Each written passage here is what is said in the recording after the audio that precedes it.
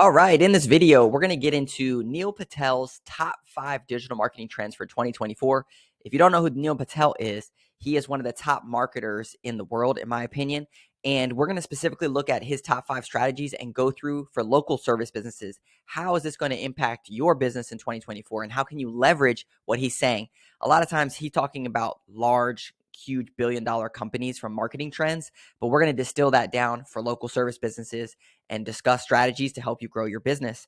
If you like content like that, be sure to hit like and subscribe. That's what we talk about here on this channel. And let's get right into this. All right, let me make myself small. Awesome. So, as I mentioned, Neil Patel, top 5 digital market trends for 2024. If you don't know Neil Patel, he's one of the best SEO people and marketing people in the world, in my opinion. All right. So, the first thing that he says is that companies will create podcasts over blogs. So, what does this mean? Basically, the written word is still important because SEO. Even more important, though, is verbal and creating podcasts and that kind of stuff. So what does this mean for businesses? Specifically, I want to just look at this section right here, which is when creating a podcast, there are 2 main ways to get popular. And if you're not doing these things for your business, here's some areas of opportunity for you. The first one is email blasts. So what he says is, yeah, you create a podcast, then you send out an email blast to your entire network or database, and you say, hey, this podcast just came out. Go listen to it. What does this do? It bumps it up right away. So it shows the algorithms like, yeah, this is popular content because all these people are listening and watching it. And more importantly, it allows them to share it, and it starts kind of the trend of this content being shown. So what does this mean for your business? If you're not doing an email marketing or you don't have any way to do an email blast, that's something that you would want to implement in your business. Not necessarily just to share your podcast or your blog, but to share anything. We have content that we've made before about how to do newsletters, but the 4 things are: you want to share maybe a recent social post, you want to share another service that you offer, you want to share like a content, like a blog post or something relevant that's happening with your business, and then you want to share like a review or case study or testimonial.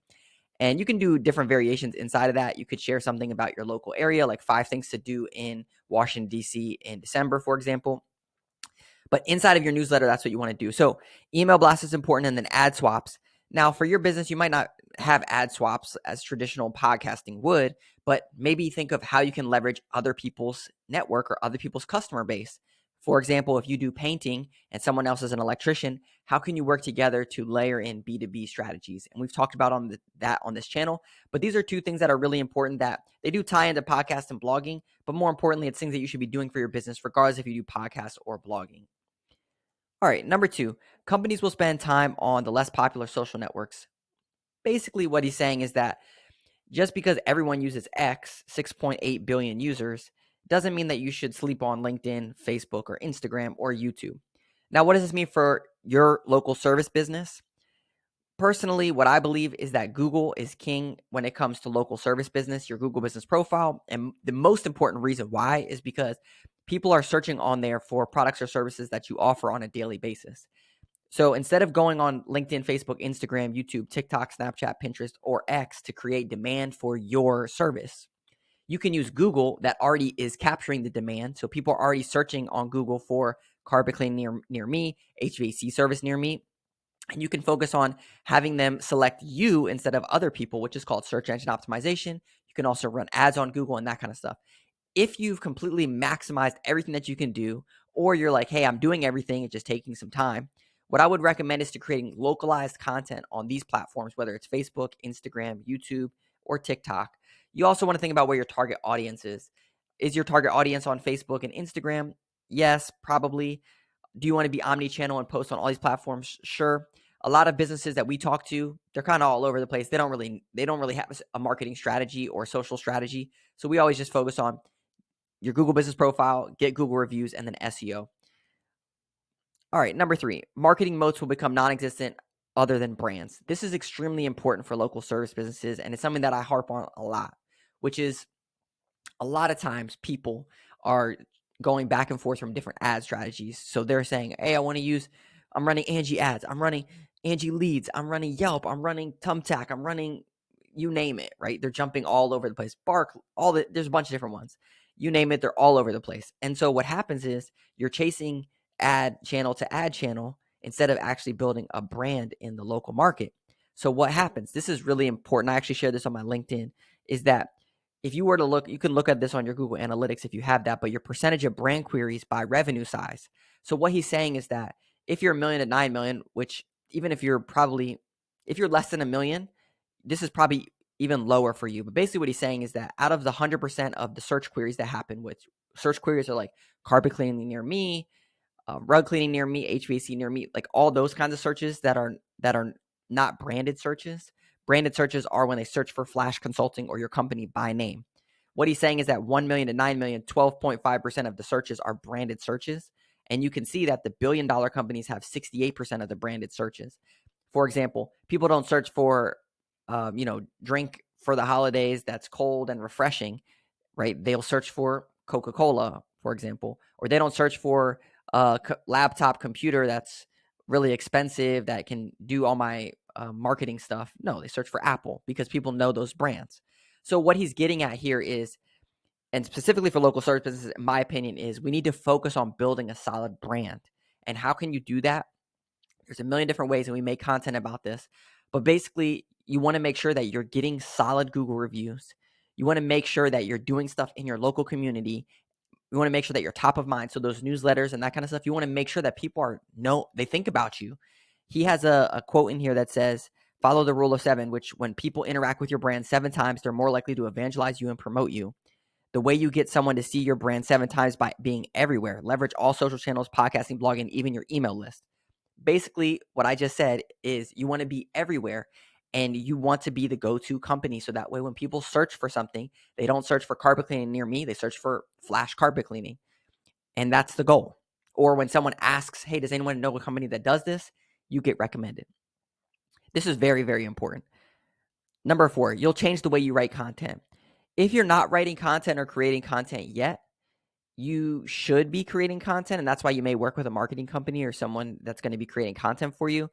What he's basically getting at in this section is that majority of people are starting to use AI and AI combined with humans. He recommends AI combined with humans, and that's what we do at Flash, and that's what we recommend is you don't just leave it up to AI because you could get the same thing that everyone else is getting. But more importantly, as a local service business, you have a unique story. Just because you do carpet cleaning doesn't mean that you also do tile and grout cleaning, or you may specialize in stair runners, but you don't specialize in, something else. And so your specific story is what you want to tell here. My recommendation when it comes to content specifically and changing the way that you write content is a book called They Ask You Answer.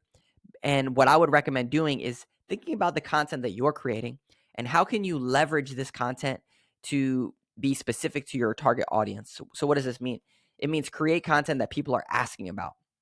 So when it comes to carpet cleaning, we're using that this time. Let's say you're creating content about does it make sense to clean, just the foot traffic or the entire area? Or how often should you clean your carpet in a specific geographical location?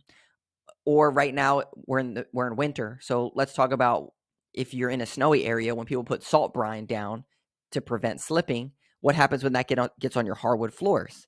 This is the type of content that people are asking about, that they're trying to figure out a solution for. So you want to create content that people are asking about.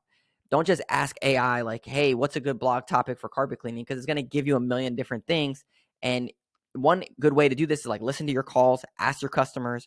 You can also use Google Search Console to see the queries that people are searching. Back to that branded thing, you can see the queries. So then you create content off those queries, which is what we do.